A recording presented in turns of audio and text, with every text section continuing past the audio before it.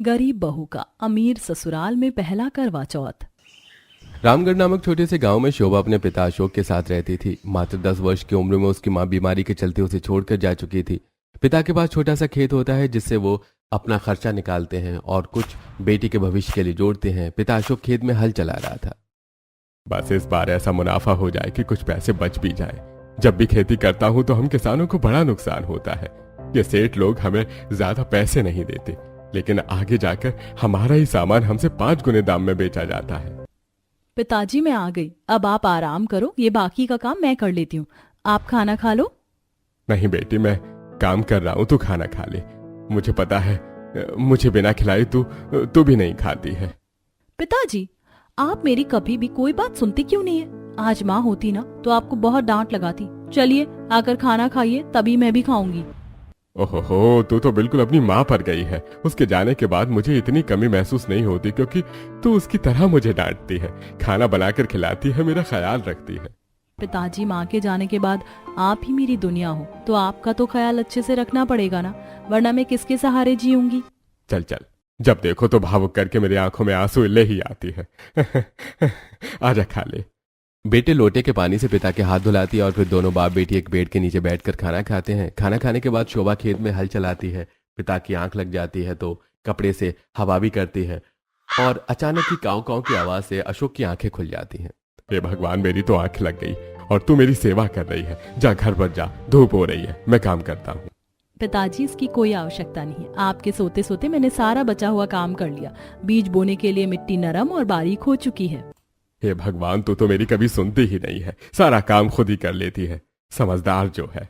वो तो पिताजी मैं हूँ, अब काम खत्म हो गया, आप भी मेरे साथ घर चलिए। तब दोनों बाप बेटी घर पहुंच जाते हैं। ऐसे ही 3-4 महीने गुजर जाते हैं। बाप बेटी एक साथ खेत में मेहनत करते हैं और फिर उनकी हरी सब्जियां उग जाती हैं, जिसके बाद वो बेच देते हैं। ऐसे ही कार्तिक मास में सभी औरतें करवा चौथ मनाने के लिए करवा और सुहागन का सामान खरीदती हैं। ये सब देखकर शोभा के मन में विचित्र बातें घूमती हैं। ये कौन सा त्योहार है जिसके लिए ऐसा बाजार लगा है? ये त्योहार ना मैं देखूंगी ये सब कैसे मनाते हैं। अगले दिन शोभा गांव की उन औरतों के पास पहुंच जाती है जो गोल घेरे में बैठकर करवा चौथ की कथा सुनने वाली होती हैं। उनके हाथों में मेहंदी लगी होती है और गीत खत्म करती हैं।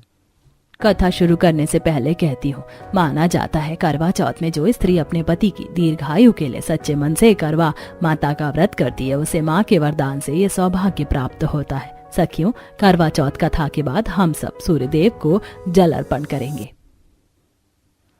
ठीक है, सब अपने हाथ में 1 का सिक्का लेकर बैठ जाओ और मुट्ठी बंद करके कथा सुनो। अरे शोभा, तू यहाँ क्या कर रही है? नाम शोभा है लेकिन है अशोभनीय। अरे हाँ, तू यहाँ क्या कर रही है? हम सुहागनों के बीच, हमारे इतना पवित्र त्योहार है और तू यहाँ आकर खड़ी हो गई। अभागन अनाथ कहीं की। देखो तो इतनी बड़ी हो गई लेकिन अभी तक इसके बाप ने इसका ब्याह नहीं किया। लगता है इसके नसीब में पति नहीं है, तो फिर इसका साया भी इस करवा चौथ पर नहीं पड़ना चाहिए। वही तो। ए शोभा, जा यहाँ से, हमें पूजा करने दे। ये सुन शोभा की आंखों में आंसू आ जाते हैं। वो चुपचाप चली जाती है और खेत के किनारे बैठी रोती है। क्या सच में मेरे नसीब में ये सब नहीं है? क्या कभी मुझे भी कोई अपना समझेगा? क्या मैं भी कभी अपने पति के लिए करवा चौथ का व्रत रख पाऊंगी? मुझे तो समझाने बताने वाला कोई नहीं है और मेरी शादी भी नहीं हुई। शोभा जैसे तैसे अपने मन को समझाती है और घर पहुंचती है, लेकिन पिता के सामने अशोक के पूछने पर उसके आंसू निकल ही जाते हैं। शोभा बेटिया, तू अपने पिता को नहीं बताएगी कि क्या बात है? बता। वो पिताजी, मेरी अभी तक शादी नहीं हुई है और आज करवा चौथ है। मैं सुहागन औरतों के पास जाकर खड़ी हो गई थी ये पूजा देखने के लिए, तो उन्होंने मुझे अनाथ बहुत कुछ बोला। शांत हो जा मेरी बच्ची, लोग तो कुछ भी कहते हैं। तू अनाथ नहीं है, तू मेरी बच्ची है ना। और शादी के लिए तो मैं लड़का तेरे लिए देख रहा हूँ। देखना, एक दिन तू भी अपने पति के लिए इस दिन बड़े प्यार और श्रद्धा से व्रत रखेगी। बस रिश्ता ही नहीं मिल रहा है। उसकी टेंशन आप मत लीजिए अशोक भाई साहब, मेरी नजर में एक बहुत अमीर घर के लड़के का रिश्ता है। आप फिक्र मत कीजिए, मैं बात चलाती हूँ। वो लोग शहर में रहते हैं। ये लीजिए, मैंने आज के दिन खीर बनाई थी तो सोचा आप लोगों को भी दे दूं। सोनम आंटी, आप बहुत अच्छी हैं। हमेशा से जहाँ मुझे कुछ समझ नहीं आया, आपने मेरी मदद की है। देखो, मैं बाकियों की तरह नहीं हूँ, तुम मेरी बेटी जैसी हो। तुम्हें समझाना, तुम्हारे लिए कुछ भी करना इंसानियत ही सही फर्ज तो है। सोनम जी, हर बार की तरह इस बार भी बहुत बढ़िया खीर बनाई है, इसके लिए शुक्रिया। ठीक है, अब मैं चलती हूँ। तब सोनम अपने घर आकर शहर में कोकिला को फोन करती है। अरे सोनम, कैसी है तू? मैं बिल्कुल ठीक हूँ, आप बताओ। वैसे विवेक की अभी शादी नहीं हुई ना? आपके दोनों बेटों की तो शादी हो चुकी है। मैं गांव में एक बहुत अच्छी लड़की देखी हूँ, बड़ी सुशील है और सुंदर भी है। अगर विवेक आपको शोभा के लिए ठीक लगता है तो अच्छा रहता है। उसके पिताजी को उसकी शादी की चिंता होती रहती है। अरे सोनम, तुमने बिल्कुल सही वक्त पर मुझे फोन किया है। मैं तो खुद विवेक के लिए लड़की ढूंढ रही हूँ। अब शहर की बहू नहीं लाना चाहती क्योंकि मैंने 2 को देख लिया। मुझे भी कोई संस्कारी सुशील गांव से चाहिए, लेकिन शादी 6 महीने बाद ही हो पाएगी क्योंकि विवेक जरूरी काम से विदेश गया है। हाँ, कोई बात नहीं, रोका कर लेते, शादी 6 महीने बाद सही। ठीक है, तो फिर मैं 2 हफ्ते बाद गाँव आऊंगी। लेकिन वो लड़की कहाँ रहती है? वो लड़की मेरे घर के सामने ही रहती, बहुत अच्छी है। ठीक है, मैं तुझसे बाद में बात करती हूँ। क्या बात है माँ जी, आप मेरी देवरानी लाने की तैयारी में हैं? कान बड़े तेज है तुम्हारे बहू। हाँ, देवरानी लाने वाली हूँ। माँ जी, आप कैसी देवरानी लाने वाली हो? जरा हमें भी तो बताओ, फोटो तो दिखाओ। अरे अभी तो बस मैंने बात छेड़ी है। मैंने खुद ने फोटो नहीं देखी, पहले पसंद कर लूंगी, जब आगे तुम्हें कुछ बताऊंगी। वैसे भी विवेक यहाँ पर नहीं है तो तुम दोनों शांत ही रहो, शादी होने में बहुत टाइम है। हाँ भाभी, आप तो जानती है ना भैया 6 महीने बाद ही इंडिया लौटेंगे। लंदन में बहुत सारा काम होता है उन्हें, और वो मेरे लिए माँ की फेवरेट चॉकलेट भी लेंगे। हाँ, अच्छी बात है, तुम ही खाना वो चॉकलेट। मेरा कभी उनके साथ आउट ऑफ इंडिया का ट्रिप प्लान हुआ तो मैं खुद अपने शौक पूरे कर लूंगी। लंच करने के बाद कोकिला लक्षिता को लेकर शॉपिंग करने चली जाती है, जहां लाल साड़ी, लाल चुनरी, शगुन का सामान, 16 श्रृंगार का सामान खरीदती है।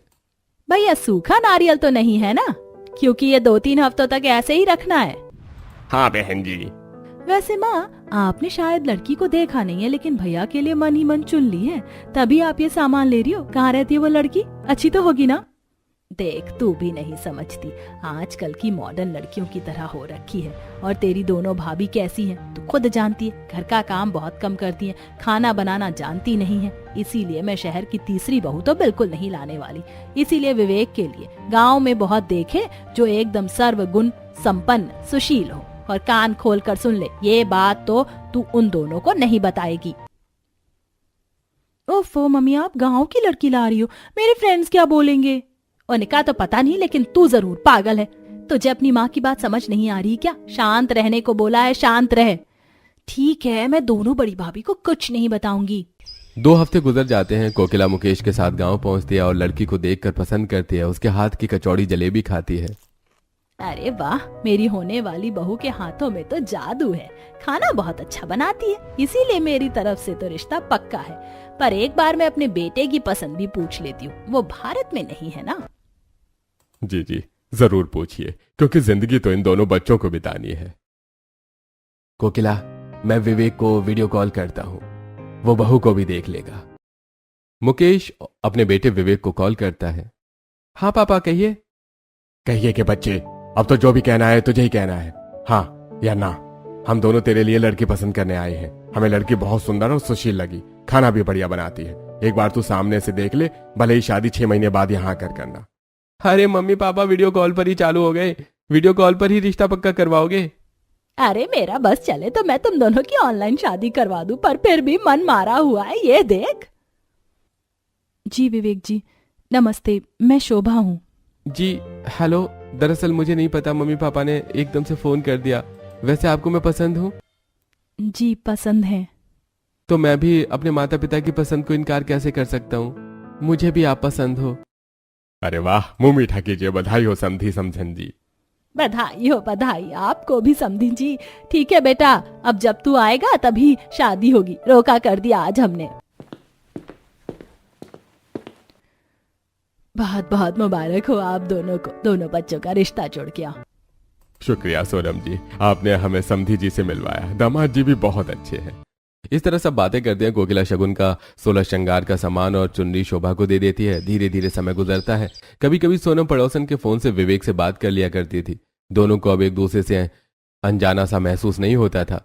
6 महीने बीतते विवेक भारत आ जाता है और शोभा के साथ धूमधाम से शादी कर उसे अपने घर में लेकर आता है। गृह प्रवेश में शोभा पांव में आलता लगाए थाल में दिया लिए अंदर आती है। तब दोनों जिठानियां ये क्या माँ जी, आप गांव की देसी छोरी को ले आए? हमारे स्टैंडर्ड की लाने में क्या जा रहा था आपका? हाँ माँ जी बताइए ना, हमने पूरी शादी में चे चे चे चे इसीलिए नहीं की क्योंकि हमें आपके टेस्ट पर भरोसा था, लेकिन आप हमारे जैसी देवरानी नहीं लाई। वही तो बहू, आपका स्वभाव देखो, मैं आप सबको एक बराबर मानती हूँ, इसीलिए सोचा क्यों ना इस घर में गाँव की बहू ले आए, देखते हैं कैसी है। मुझे तो बहुत अच्छी लगी। माँ जी घर का मंदिर कहाँ है, मुझे वहाँ दिया जलाना है। ओहो, मैडम की बोली भी गाँव की गवार जैसी है। ठीक है दिखने में तो, बाकी मैं ज्यादा चिपकूंगी नहीं इनसे। तुम इन दोनों की बात मत सुनो, अब से तुम मेरी बहू नहीं इस घर की बेटी जैसी हो। कोई भी बात हो तुम मुझसे कह देना। आओ तुम्हें मंदिर ले चलो। कोकिला शोभा को पूजा घर की तरफ ले जाती है, जहां वो दिया जलाकर मंदिर में रख देती है। दोनों जिठानियां को चिढ़न होती है, बाकी सभी अपने अपने कमरे में आराम करते हैं। शोभा, सही मायने में हम आज एक दूसरे के सामने अकेले में बात करेंगे, तुम्हें क्या महसूस हो रहा है? विवेक जी, कुछ बहुत अच्छा और अजीब और थोड़ा घबराहट जैसा है। मुझे भी ऐसा ही हो रहा है। लगता है शादी होने के बाद सबको ही ऐसा महसूस हो। तुम्हें कोई भी चीज चाहिए हो तो मुझे बता देना। जी जरूर। तब दोनों खूब बातचीत करके सो जाते हैं। अगले दिन बहू अपनी पहली रसोई में विवेक का पसंदीदा लिट्टी चोखा और मीठे में मूंग दाल हलवा, पूड़ी कचौड़ी, दाल मखनी, चावल इत्यादि बनाकर डाइनिंग टेबल पर सजा देती हैं। अरे वाह शोभा, तुमने अपनी पहली ही रसोई में इतना कुछ बनाया है कि हम कहाँ से शुरू करें कहाँ खत्म, समझ ही नहीं आ रहा। मैं तो सबसे पहले दाल मखनी चावल खाऊंगा। और मैं लिट्टी चोखा। आहा बहू, ये लोग तो देखते रह गए, मैंने तो थोड़ा थोड़ा चख भी लिया। सब कुछ बहुत फर्स्ट क्लास बनाया। इतना अच्छा खाना पता नहीं कि लास्ट मैंने कब खाया था। देख रही है ना मोहिनी तू, कैसे माँ जी इनडायरेक्ट हमें चमका रही है। हाँ दीदी देख रही हूँ, माँ जी के नाटक अब चालू हो जाएंगे। वो रोज अच्छा बनाएगी और हम रोज सुनेंगे। कोई बात नहीं, हम थोड़े दिन में इसकी क्लास लेंगे। दिन गुजरते हैं। अनीशा मोहिनी जानबूझकर शोभा को घर का ज्यादा काम करवाकर परेशान करवाते हैं। ऐसे ही 2 महीने गुजर जाते हैं। एक दिन नंद की सहेली घर पर आती है, तब शोभा कोल्ड ड्रिंक सर्व करने जा रही थी। रुको भाभी, आपकी जरूरत नहीं है, आप बस खाना बना दो, मैं अपनी फ्रेंड को खुद परोस दूंगी। ठीक है, जैसी तुम्हारी मर्जी। मैं समझ सकती हूँ तुम्हें अजीब लग रहा होगा गाँव की भाभी को शहर की लड़कियों से मिलवाने में। कोई बात नहीं। तब लक्षिता खुद कोल्ड ड्रिंक स्नैक्स ले जाती है। वहीं शोभा रसोई में चीज कॉर्न सैंडविच तैयार करके लक्षिता को दे देती है। लक्षिता अपने दोस्तों को खिलाती है, जिसे खाकर वो खुश हो जाती है। अरे ये किसने बनाया लक्षिता, बता ना, तेरी नई वाली भाभी ने? हाँ उन्होंने ही बनाया है। अरे तो तुम मिलवाती क्यों नहीं है हमसे? अगर वो गांव की है तो ये मत सोच, हमें कोई आपत्ति नहीं है। हम इतने भी विदेशी नहीं बने देसी स्वाद को ना पहचान पाए। मुझे लगा तुम समझ नहीं पाओगी, लेकिन मैं अपनी भाभी को भी बुलाती हूँ। शोभा भाभी आ जाइए। तब शोभा बाहर आती है। लक्षिता की सहेलियां शोभा से मिलकर बहुत खुश होती हैं और उनके बने खाने की तारीफ करती हैं, जिससे लक्षिता को भी खुशी मिलती है और वो अपने गांव की भाभी को अपना लेती हैं, जिससे उनका रिश्ता भी मजबूत हो जाता है और नई बहू से घर में सब खुश रहते हैं, सिवाय जेठानी को छोड़कर। और फिर 4 महीने बाद करवा चौथ आता है। 2 दिन पहले सास। अरे बहू, मैं तो तुझे बताना ही भूल गई, परसों करवा चौथ है, तो मैं तेरी इस अमीर ससुराल में पहले करवा चौथ बनाऊंगी। तुझे पार्लर ले जाऊंगी, तेरे हाथ पैरों में मेहंदी लगवाऊंगी, दुल्हन की तरह तू दोबारा तैयार होगी और मेरे बेटे के लिए व्रत रखेगी। ये सब सुनते ही शोभा की आंखों में आंसू आ जाते हैं। जब कोकिला कारण पूछती है तो शोभा शादी से पहले हुआ सब कुछ बताती है। अरे पगली, अब तो तेरी सास माँ दोनों है ना, तू चिंता क्यों करती है? मैं तुझे करवा चौथ के बारे में सब कुछ बताऊं। चल तैयार हो, शॉपिंग पर चले। अरे माँ जी, नई बहू के आने के बाद आप हमको तो भूल ही गई, हमें भी तो शॉपिंग करवाओगी ना आप करवा चौथ की? हाँ हाँ, मैं तीनों को करवाऊंगी, चलो। कोकिला अपनी तीनों बहू को शॉपिंग कराने ले जाती है, जहां रंग बिरंगी साड़ियां, चूड़ियों की दुकान, करवा चौथ का सामान बिक रहा था। दोनों जिठानी सुंदर सुंदर कपड़े सिलेक्ट करती हैं और कोकिला शोभा को अपनी मर्जी से दिलाती हैं। बहू, मैंने तुम्हारे लिए ये लाल साड़ी पसंद करी है, अच्छी तो लगी तुम्हें? हाँ माँ जी, अच्छी तो है। शोभा, माँ जी हमेशा अपने पसंद की दिलाकर मूड खराब कर देती है। आखिर करवा चौथ हमारा है तो तुम भी अपनी पसंद का लो। क्या हुआ, क्या बातें कर रही हो तुम दोनों? कुछ नहीं माँ जी, दीदी अपने पिछले करवा चौथ की कुछ बात बता रही थी। अरे भैया, आपकी दुकान का सबसे अच्छा गाउन मेरी प्यारी बहू के लिए दिखाओ। मोहिनी, अनीशा, तुम्हें गाउन देखना है? नहीं माँ जी, हम दोनों ने अपनी अपनी पसंद का लहंगा ले लिया है। मोहिनी और अनीशा लाख शोभा को भड़काने की कोशिश करती हैं, लेकिन चाल कामयाब नहीं होती और शोभा अपनी सास की पसंद के ही कपड़े खरीदती है और फिर कोकिला उसे लाल हरी चूड़ियां और श्रृंगार का सामान भी दिलाती है। बहुत शॉपिंग हो गई। अनीशा मोहिनी तुम दोनों शॉपिंग बैग्स लेकर घर चलो, मैं शोभा को घर ले आऊंगी। पर माँ जी आप लोग कहाँ जा रहे हो? अरे उसका पहला करवा चौथ है, उसे पार्लर भी तो ले जाना है। अब गांव में तो ये सब चीज थी नहीं ना। हाँ हाँ ले जाइए माँ जी, इसे हमसे ज्यादा सुंदर लगने के लिए इन सब चीजों की जरूरत तो पड़ेगी, लेकिन तब भी हम ही अच्छे लगेंगे। अनीशा और मोहिनी शॉपिंग बैग्स लेकर घर चले जाते हैं और कोकिला टैक्सी करके शोभा को महंगे स्पा ले जाती है, जहां उसके बालों से लेकर पैर के नाखून तक का सारा ट्रीटमेंट होता है। उसका हेयर स्टाइल बदल जाता है, फेशियल होता है, मैनिक्योर पेडिक्योर से चमक जाती है। खुद का बदला रूप देखकर शोभा की आंखों में आंसू आ जाते हैं और सास को गले लगा लेती है। माँ जी आप बहुत अच्छी है। मैं सोच भी नहीं सकती थी ससुराल आने के बाद मुझे इतनी सुख सुविधा मिलेगी, कोई प्यार करने वाली माँ मिलेगी। मेरी प्यारी बहू का पहला करवा चौथ है, ऐसे ही फीका फीका सब कुछ थोड़ी होने दूंगी। और मैंने कितनी बार बोला है, अब से मैं तेरी माँ का भी कर्तव्य निभाऊंगी। चलो अभी तो तुझे बहुत कुछ दिलाना है और अच्छे से अपने मनपसंद का भी ले। महंगे रेस्टोरेंट में ले जाकर अच्छा उसका पसंदीदा खाना डोसा सांभर चाइनीज खिलाती है। तब घर आते हैं तो घर पर सुनार वाला तीनों बहुओं को नए नए डिजाइन के हार दिखाता है। अरे कोकिला जी ये देखिए, अपनी नई बहू के लिए कुंदन का हार। ये तो बहुत सुंदर है मुंशी जी। मुंशी जी हाँ, आप भी हमें नए कलेक्शन दिखा दीजिए। माँ को तो हमारी फिक्र है नहीं, आखिर हमारा भी करवा चौथ है, पहले नहीं है तो क्या हुआ। हाँ ये लो, तुम दोनों के लिए ये नया डिजाइन मोर का, सोने के और हीरे के दोनों में है। बहू तुझे ये पसंद आया? माँ जी आपकी पसंद खराब कैसे हो सकती है, मुझे बहुत प्यारा लग रहा है ये। मुंशी जी मेरी माँ जी के लिए भी एक प्यारा सा हार दिखा दीजिए जो आपके पास बहुत कीमती हो। ये रहा सबसे महंगा हार 50 लाख का। अरे इतने महंगे हार की क्या जरूरत है? माँ जी आपको पसंद नहीं आ रहा तो मुझे दे दो। नहीं मेरी बहू ने मेरे लिए चुना है तो मैं जरूर लूंगी। मुंशी जी ये चारों हार दे दीजिए। तब मुंशी हार बेचकर चला जाता है। शोभा अपने कमरे में हार रखना जाती है कि अनीशा हाथ मोड़कर, जेठानी जी मुझे बहुत दर्द हो रहा है, आप मेरा हाथ छोड़ दीजिए। अरे सॉरी, सुबह रोकने के लिए मैंने तुम्हारा हाथ पकड़ लिया। वो मैं कह रही थी करते करते शाम हो गई, अब रात के डिनर की तैयारी कर लो। वैसे भी तुम्हारे हाथ का खाना तो सबको पसंद है, मेरे लिए कॉफी बनाकर कमरे में ले आना। ठीक है जेठानी जी। किंजल ये सब देख लेती है लेकिन शांत हो जाती है। रात को सभी लोग शोभा के बने खाने का लुत्फ उठा रहे थे। वाह बहू, ये पनीर कोफ्ता तो बहुत अच्छा बनाया है। हाँ मुझे तो ये वेज बिरयानी बहुत ही अच्छी लग रही है, ऐसी तो बाहर होटल में भी नहीं मिलती है। वही तो भैया, आखिर बीवी किसकी है। खाना खाने के बाद सब सो जाते हैं। अगले दिन सास घर पर मेहंदी वाली को बुलाती है जो उसके और उसकी तीनों बहू के हाथ पर मेहंदी लगाती है। और करवा चौथ के दिन सुबह 4 बजे कोकिला अपनी तीनों बहू को सरगी देती है। पर शोभा के लिए वो खास होता है। सरगी की थाली में फल मिठाई और खीर थी। लो गांव की मैडम आ गई, पता भी है सरगी क्या होती है, जो सास अपनी बहू को देती है। करवा चौथ का व्रत बहुत मुश्किल होता है, नहीं रखा जा रहा है तो अभी बता दो, लेकिन कोई अपशगुन मत करना। दीदी आप ऐसा क्यों बोल रही हो? मैं अपने पति के लिए पूरी श्रद्धा से व्रत रखूंगी। मैं जानती थी तू ये करवा चौथ का व्रत जरूर करेगी और बहुत अच्छे से अपना पहला करवा चौथ संपूर्ण करेगी। अभी तुम ये सब खा लो, उसके बाद कुछ नहीं खा सकते, ना पानी ना एक अन्न ग्रहण कर सकते। तीनों बहू सरगी खा लेती हैं। नहाने धोने के बाद 2 बजे कोकिला बहू को पार्लर ले जाती है, जहां उसे सुंदर सा तैयार करवा कर घर ले आती है। और 4 बजे सुहागन औरतों के साथ करवा चौथ की कथा में शामिल होती है, जहां दोनों जेठानी अभी लहंगा पहनकर इतरा रही थी। वैसे कीर्ति आंटी हम दोनों अच्छे तो लग रहे हैं ना? हम दोनों से अच्छा तो यहाँ कोई मुश्किल ही लग रहा है। और देखो हमारे करवा चौथ का लहंगा कितना सुंदर है। रात को तो हम दूसरी ड्रेस पहनेंगी।